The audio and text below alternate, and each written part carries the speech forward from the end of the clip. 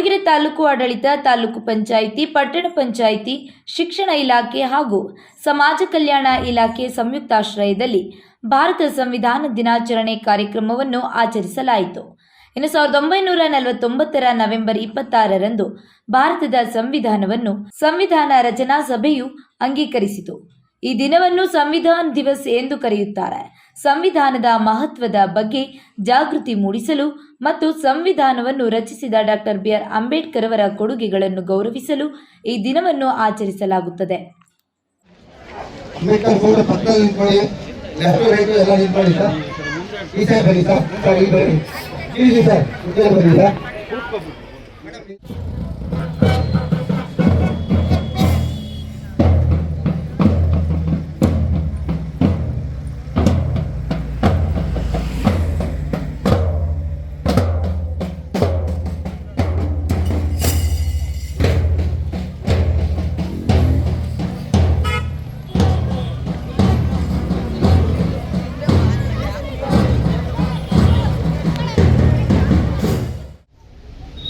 ಭಾರತದ ಸಂವಿಧಾನ ದಿನಾಚರಣೆಯ ಶುಭಾಶಯಗಳನ್ನು ಅರ್ಪಿಸ್ತೇನೆ. ಅದೇ ರೀತಿಯಾಗಿ ರಾಷ್ಟ್ರೀಯ ನ್ಯಾಯ ದಿನವೂ ಕೂಡ ಹೌದು. ಭಾರತ ವಿಶ್ವದಲ್ಲಿಯೇ ಅತ್ಯಂತ ದೊಡ್ಡ ಪ್ರಜಾಪ್ರಭುತ್ವ ರಾಷ್ಟ್ರ ಅನಿಸ್ಕೊಳ್ಳೋದಕ್ಕೆ ಮೂಲ ಅಡಿಪಾಯ ಆಗಿರುವ ಸಂವಿಧಾನ ನಮ್ಮ ದೇಶದ ಪ್ರತಿಯೊಬ್ಬ ನಾಗರಿಕನ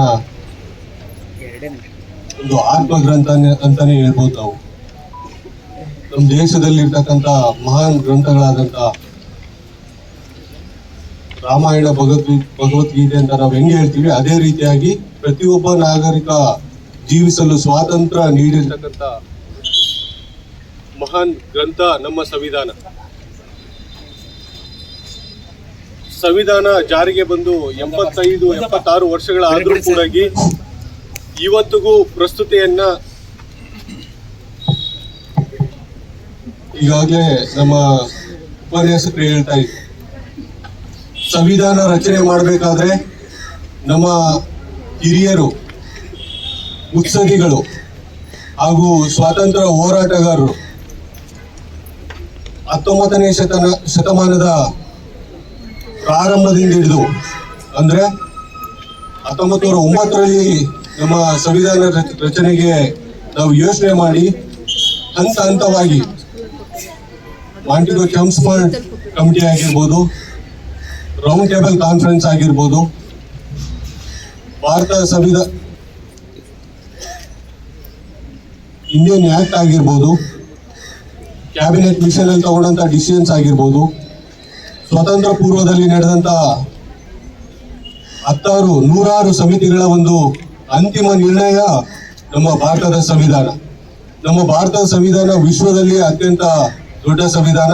1,46,385 ಪದಗಳನ್ನು ಒಳಗೊಂಡ ಅತ್ಯದ್ಭುತ ಸಂವಿಧಾನ. ನಮ್ಮ ದೇಶದ 140 ಕೋಟಿ ಜನಸಂಖ್ಯೆಯನ್ನ ನಮ್ಮ ಸಂವಿಧಾನ, ನಮ್ಮ 140 ಕೋಟಿಯ ಜನಸಂಖ್ಯೆಯ ಉಸಿರನ್ನ ನಮ್ಮ ಸಂವಿಧಾನ ಅಡಗಿಟ್ಟಿದೆ. ಪ್ರತಿಯೊಬ್ಬ ಜೀವಿಗೂ, ಪ್ರತಿಯೊಬ್ಬ ಮನುಷ್ಯನಿಗೂ ಸಮಾನವಾದಂತ ಹಕ್ಕನ್ನ ಕೊಡೋದಲ್ಲದೆ ನಮ್ಮ ಮೂಲಭೂತ ಕರ್ತವ್ಯಗಳನ್ನ ನಾವು ಅಧಿಕಾರ ಇದ್ರೆ ಆಡಳಿತ ವ್ಯವಸ್ಥೆಯನ್ನ ಯಾವ ರೀತಿ ನಡೆಸಬೇಕು, ನಮ್ಮ ನ್ಯಾಯಾಂಗ ವ್ಯವಸ್ಥೆ ಯಾವ ರೀತಿ ಇರಬೇಕು, ನಮ್ಮ ಕಾರ್ಯಾಂಗ ವ್ಯವಸ್ಥೆ ಯಾವ ರೀತಿ ಇರಬೇಕು, ಅದೇ ರೀತಿಯಾಗಿ ನಾವು ಪ್ರತಿಯೊಬ್ಬ ನಾಗರಿಕನಾಗಿ ಯಾವ ಕರ್ತವ್ಯವನ್ನ ನಾವು ಮಾಡ್ಬೇಕನ್ನೋದನ್ನ ನಾವು ಅನೇಕ ಒಂದು ಸುಧಾರಣೆಗಳು ಕೂಡ ನಡೆಯುತ್ತೆ. ಒಂದು ರೆಗ್ಯುಲೇಟಿಂಗ್ ಆಕ್ಟ್ ಇರ್ಬೋದು, 1909ರಲ್ಲಿ ಒಂದು ಮಿರ್ಲೋ ಮಾಂಟೆ ಆಕ್ಟ್ ಇರ್ಬೋದು, 1918ನಲ್ಲಿ ಮಾಂಟೆಗೋ ಚೆಮ್ಸ್ಫರ್ಡ್ ಒಂದು ಆಕ್ಟ್ ಇರ್ಬೋದು, 1935ನಲ್ಲಿ ಭಾರತ ಸರ್ಕಾರದ ಕಾಯ್ದೆ ಇರ್ಬೋದು. ಎಲ್ಲ ಬಂದ ನಂತರ ಒಂದು ಕ್ಯಾಬಿನೆಟ್ ಮಿಷನ್ ಏನಿದೆ ಅದರ ಒಂದು ಶಿಫಾರಸಿನ ಮೇರೆಗೆ ನಮ್ಮ ಸಂವಿಧಾನ ರಚನಾ ಸಭೆಯನ್ನ ಡಿಸೆಂಬರ್ 9, 1946 ರಚನೆ ಮಾಡ್ತಾರೆ. ನಂತರ ಬಾಬು ರಾಜೇಂದ್ರ ಪ್ರಸಾದ್ ಅವರು ಈ ಸಂವಿಧಾನ ರಚನಾ ಸಭೆಯ ಅಧ್ಯಕ್ಷತೆಯನ್ನ ಆಗ್ತಾರೆ.